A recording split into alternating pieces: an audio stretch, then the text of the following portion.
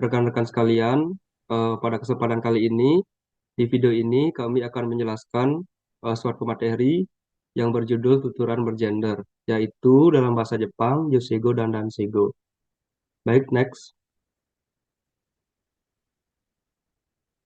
Next. Baik, adapun beberapa pokok bahasan yang akan kami jelaskan pada video kali ini. Yang pertama ada jenis kelamin dan gender, kedua Joseigo dan Danseigo, ketiga feminim dan maskulin, keempat karakteristik bahasa Jepang bergender, kelima pendekatan sosiofonetik, keenam tuturan bergender pada media, lalu yang terakhir Chugo. Baik, untuk materi yang pertama akan dijelaskan oleh rekan saya. Baik, terima kasih. Pertama, saya akan menjelaskan mengenai bahasa. Secara garis besar, bahasa merupakan alat verbal yang digunakan untuk berkomunikasi dalam kehidupan bermasyarakat, dan tuturan sangat erat kaitannya dengan bahasa. Next.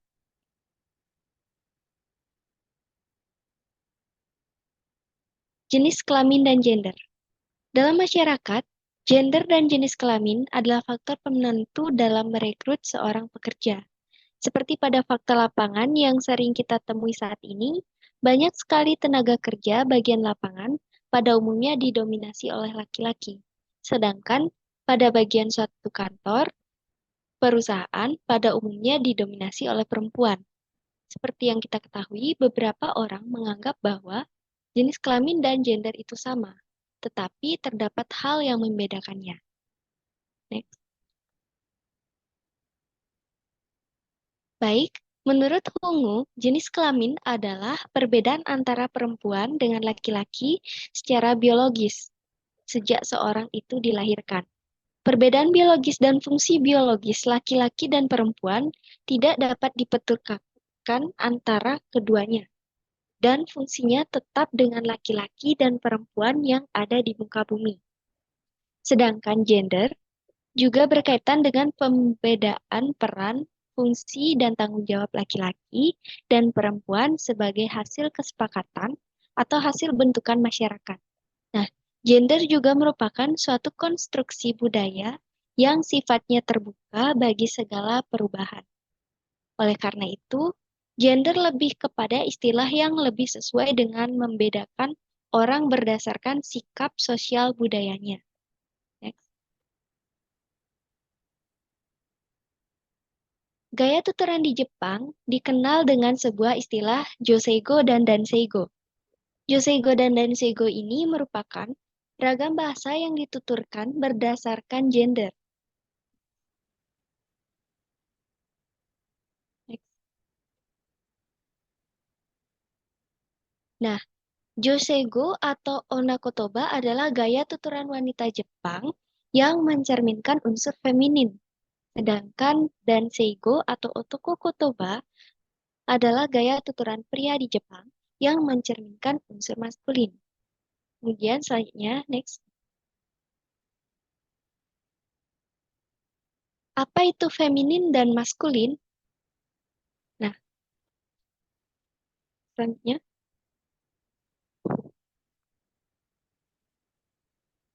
Feminin diidentikan dengan sosok perempuan yang mengacu pada keindahan dan kecantikan, sehingga erat kaitannya dengan merawat diri dan memiliki sifat yang lemah lembut, sopan santun, baik budi bahasanya, serta penuh perhatian.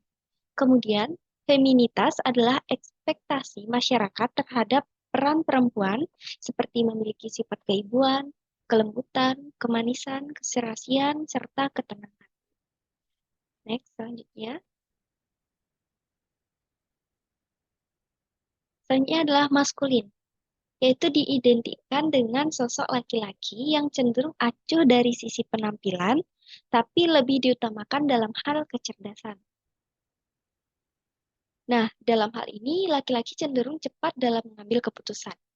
Kemudian, maskulinitas adalah ekspektasi masyarakat yang sangat lekat dengan kaum pria yang cenderung lebih kasar dan keras seperti jantan, macho, berwibawa, tegas, dan berjiwa pemimpin.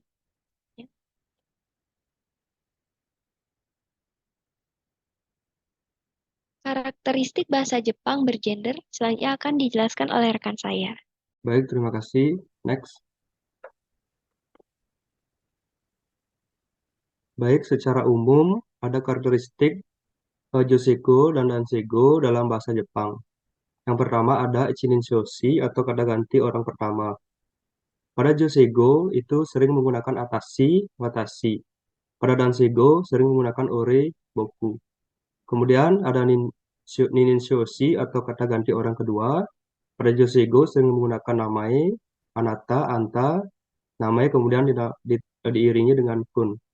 Pada Dansego menggunakan omae, kimi, sochi, kisama, kemudian teme. Oke, next.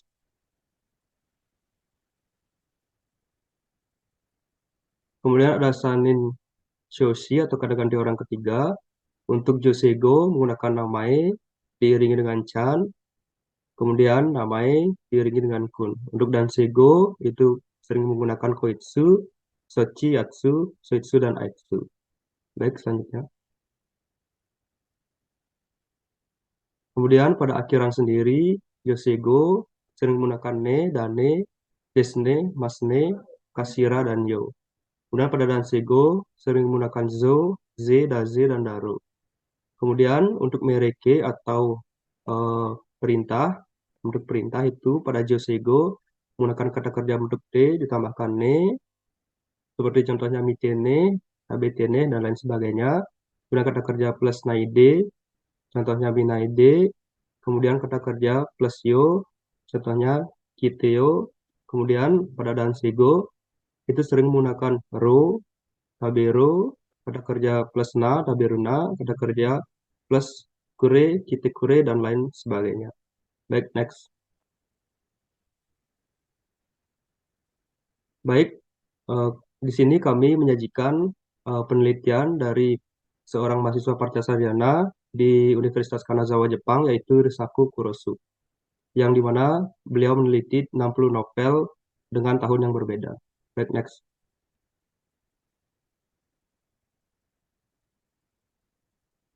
Pada Dinshoshi atau kata ganti orang, ini kata ganti orang pertama, itu di tabel ini yang Joseigo itu warna hitam dan Danseigo abu-abu.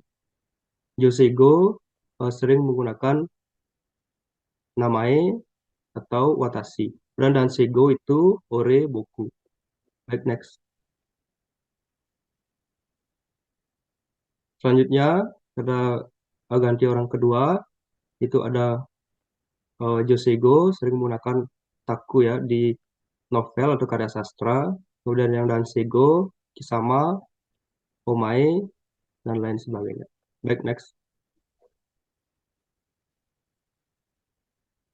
Kemudian Bunmatsushi atau akhiran, Joseigo eh, itu sering menggunakan ne, wane, wayo, dane, dan lain sebagainya. Kemudian yang laki-laki, daze, zezo.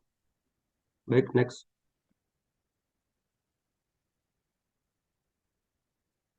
Baik, untuk kandoshi itu untuk Joseigo sering menggunakan ma, a, choto, arama. Kemudian untuk Danseigo sering menggunakan ho, hoi, a. Baik, selanjutnya. Baik, kemudian selanjutnya adalah pendekatan sosiofonetik yang akan dijelaskan oleh rekan saya. Baik, terima kasih. Pendekatan sosiofonetik ialah bagaimana cara membedakan sebuah perbedaan karakteristik berbahasa di antara pria dan wanita.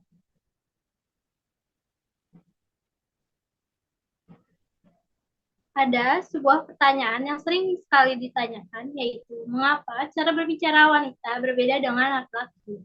Sebenarnya ada banyak sekali faktor penyebab, yaitu wanita yang lebih suka menggunakan bahasa standar dibandingkan laki-laki.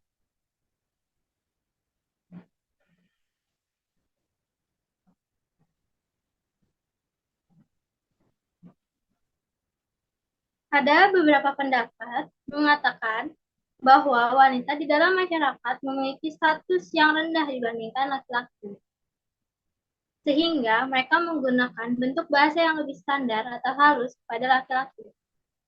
Hal ini dapat dibuktikan dengan adanya perbedaan sudut pandang masyarakat yang mengklaim bagaimana pria memperlakukan wanita seperti statusnya di bawah dari mereka.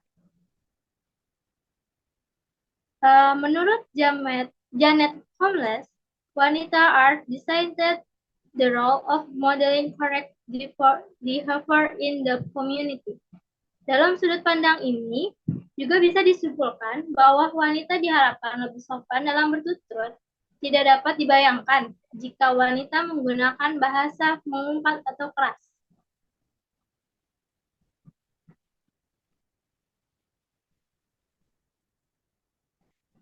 Dari segi frekuensi suara, laki-laki memiliki nada suara yang lebih berat dan berwibawa, yang menggambarkan seseorang yang dewasa juga layaknya seorang pemimpin, atau bisa disebut dengan maskulin, yang sebelumnya sudah dijelaskan oleh rekan saya. Sedangkan wanita memiliki suara yang lebih halus dan rendah, mencerminkan seseorang yang sopan dan anggun. Ketika wanita menggunakan bahasa yang sedikit keras, itu dapat menandakan jika wanita itu seorang yang mandiri. Hal ini sering sekali terdengar di kalangan wanita karir atau wanita yang bekerja.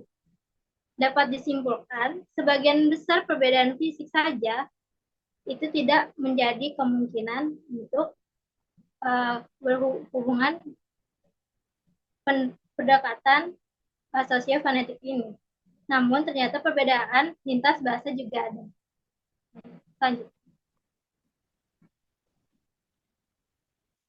Baik, untuk tuturan bergender pada media, saya lanjutkan oleh rekan saya.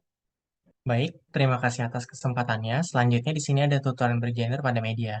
Jadi tutoran bergender pada media ini mencakup cara bahasa dan representasi gender dalam penyampaian pesan.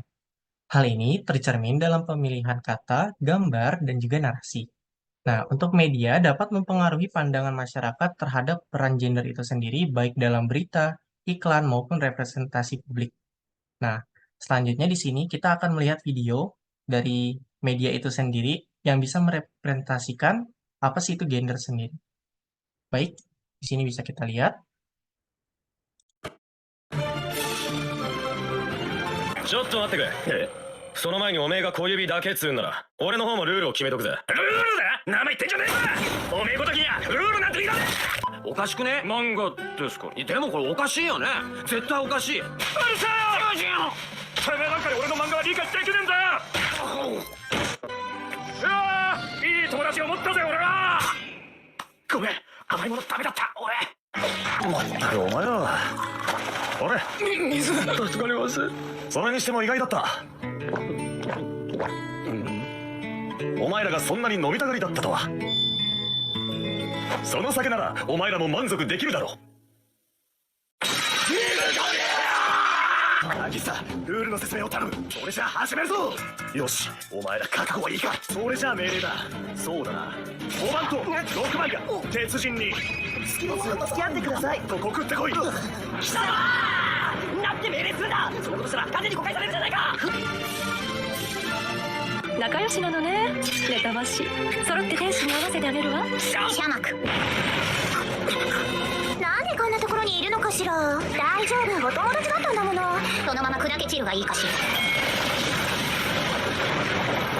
待て、あいつは子供だ。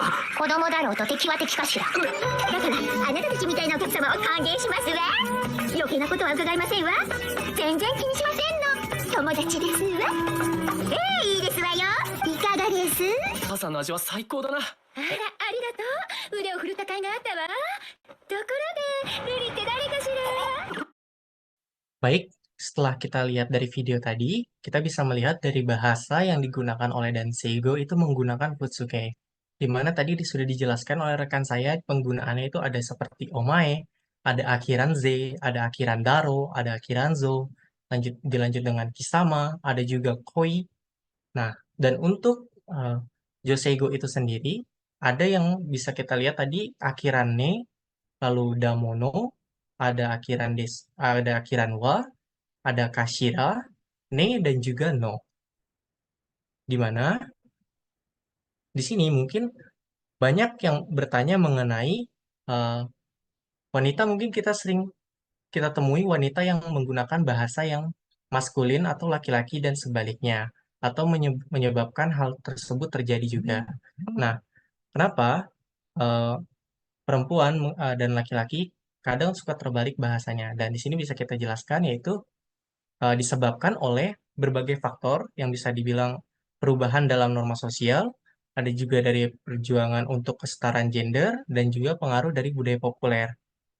Nah, untuk wanita yang menggunakan bahasa maskulin, mungkin ingin mengekspresikan kekuatan, kemandirian, dan juga ketegasan. Sementara untuk pria sendiri yang menggunakan bahasa feminin, mungkin ingin mengekspresikan kelembutan, empati, dan juga kepekaan. Di mana perubahan ini mencerminkan dinamika yang terus berkembang dalam tata bahasa yang digunakan oleh masyarakat. Baik, selanjutnya di sini ada Chugo. Nah, untuk Chugo sendiri di zaman ini, orang Jepang lebih sering menggunakan suatu jenis bahasa baru, yaitu Chugo. Nah, Chugo itu artinya adalah bahasa tengah, di mana merupakan penggabungan dari Danseigo dan juga Joseigo. Nah, mungkin kita mungkin sering menemui bahasa ini di mana penggunaan dari Danseigo dan juga Joseigo lebih sering kita temui pada media tertentu seperti film, anime, majalah, komik, hingga novel. Selain itu, penggunaan Danseigo dan Joseigo ini sendiri sering digunakan oleh kaum yang bisa dibilang umurnya sudah tua atau yang sudah berumur, yang bisa kita sebut yaitu Toshiori. Nah, pada zaman ini, orang Jepang lebih sering menggunakan bahasa baru yang tadi bisa disebutkan, yaitu adalah bahasa Chugo, yang artinya bahasa tengah. Nah, orang Jepang itu ingin mengekspresikan dirinya dengan kebebasan yang ingin menjadi dirinya sendiri.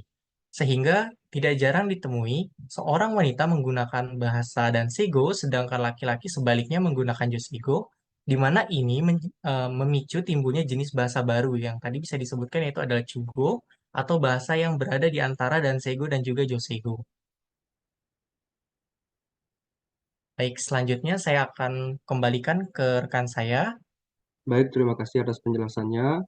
Sekian pemaparan materi dari kami terkait tuturan bergender dalam bahasa Jepang atau yang kita kenal dengan Danseigo dan Joseigo. Apabila ada salah kata, kami mohon maaf. Kami tutup dengan terima kasih.